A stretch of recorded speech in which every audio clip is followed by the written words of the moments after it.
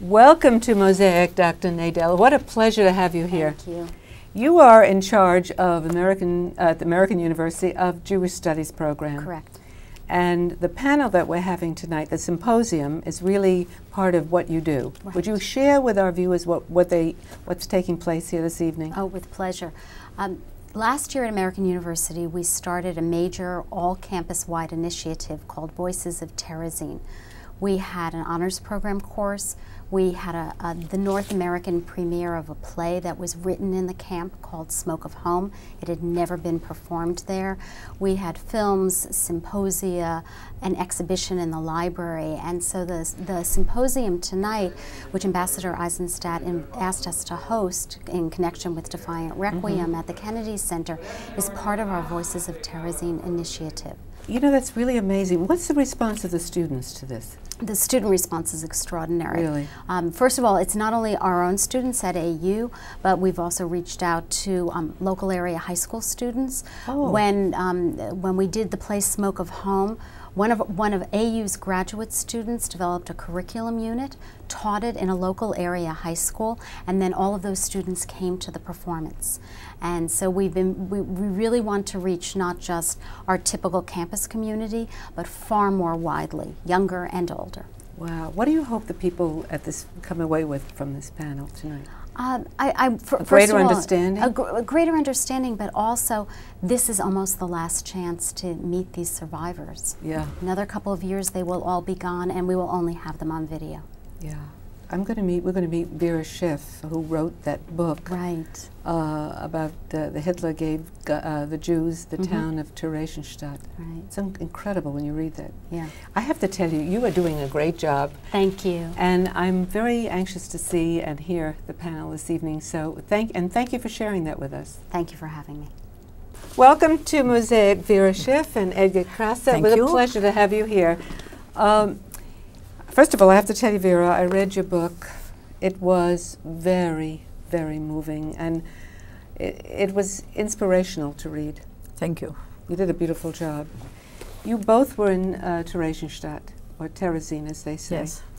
And you were a friend of Raphael Schechter, Yeah, and you sang in the chorus. we even had, we shared a little attic room together.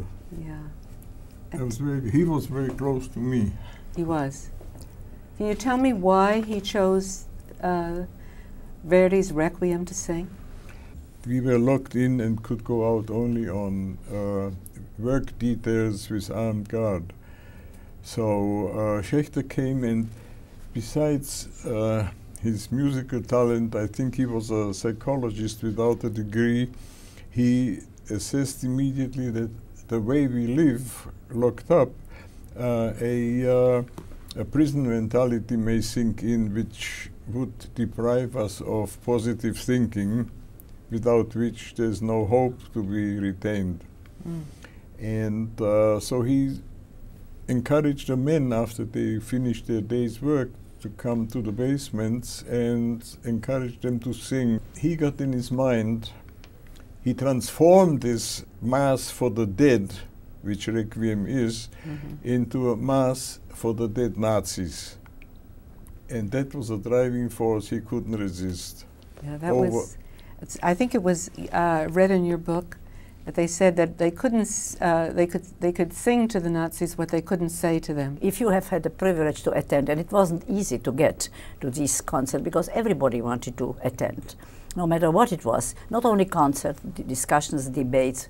Theresienstadt was teeming with activity because people there did soon realize that this will keep us afloat a short while longer. But Theresienstadt, or Terezin, was a unique kind of camp. Yes. I mean, it had artists and musicians of enormous talent that were all in this. Well, it was the purpose of the Germans. Initially, it was planned as a transit camp for the Czech Jews going on their way to the east to the death camps. But eventually, the Germans realized that the camp can be used for more than one purpose. So they created, although it's also what was called Reichsaltersheim. They brought affluent German Jews there, promising them all kind of amenities. And when they came, so they were tossed into these attics and cellars, and there they died. I have to tell you, you know, we probably could spend the entire evening talking about both of your experiences, and I think it's wonderful that you're here to share them with the people that are coming tonight to listen to the symposium. And I certainly recommend that they buy your book and read it, because it really, it moved me tremendously, and it really educated me as well. Thank you. And I'm proud to know you, Vera, and you. And I really, really thank you for being here and sharing part of your story with us. Wasn't very strenuous. Eva Roche, I'm so happy that you're here to share some of your story with us. I know that you were in the chorus and you were a student of Raphael Schechter, piano student. Yes. What was it like for you to be in the chorus? To Terezin, be his yes, student. and his student. Well, he was, I have absolutely no talent, because No talent, no musical talent? I was really very fond of him, and I think he was fond of me, and he put up with me because I was very diligent, but I just didn't have it. That's all right. At least you had the pleasure of knowing him. I knew him intimately, And because supposed to be after he couldn't perform in his field, he actually spent 2 vacations in my grandparents' home, and it was terrible. I was fond of him, but he was giving me a lecture every day. Well, A lesson. a lesson every day. Piano lesson. Well, at any rate, I really thank you for sharing that story with us. Thank you very much. He was a great human being, really. Oh, he was also Yeah, a brilliant yeah. guy and a determined man.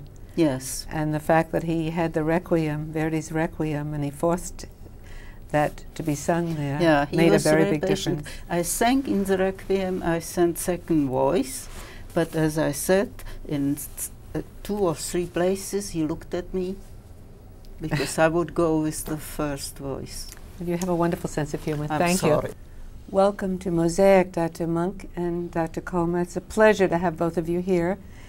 We spoke a great deal today on Mosaic about the history and the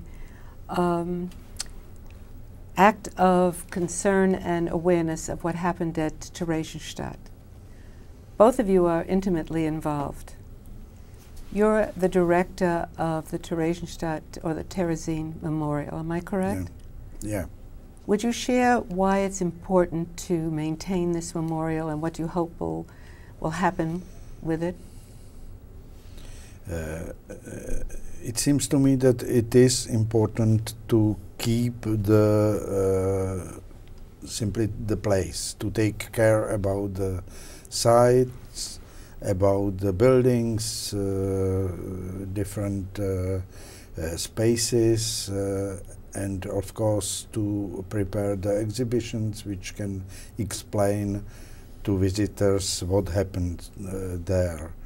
The second purpose is to education, to educate what happened and use these experiences for the younger generations, and simply to work with teachers and to give the information also to the young people. Doctor, you're involved also with the Shoah Foundation at Terezin, am I correct? Well, it's not a foundation, it's an institute. Institute, yes. I'm sorry, thank you.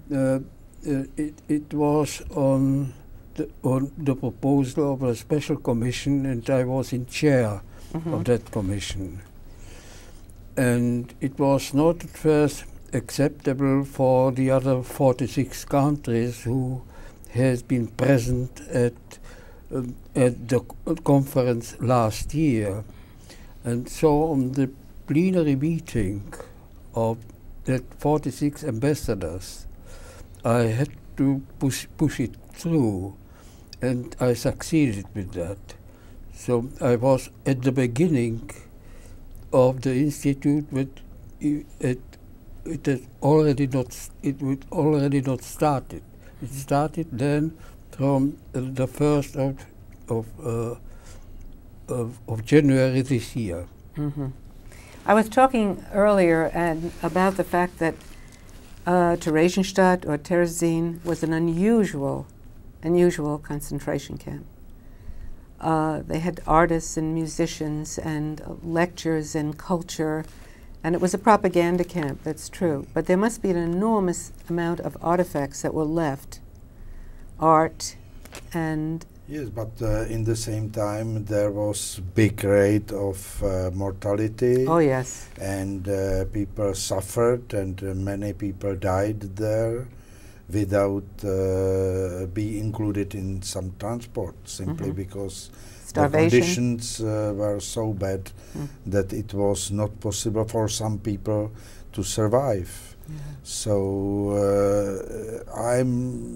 anytime I'm a little bit afraid if only the art and this part of the story is taken. I can understand that, Doctor, because that's a critical aspect. You're absolutely right. The both of you are doing a remarkable job to try to keep the awareness alive and the education alive so that people know and never again. Thank you so much for being here, and thank you for being with us as well. Be with us again next week when we have another look into the Jewish world. Goodbye from Mosaic.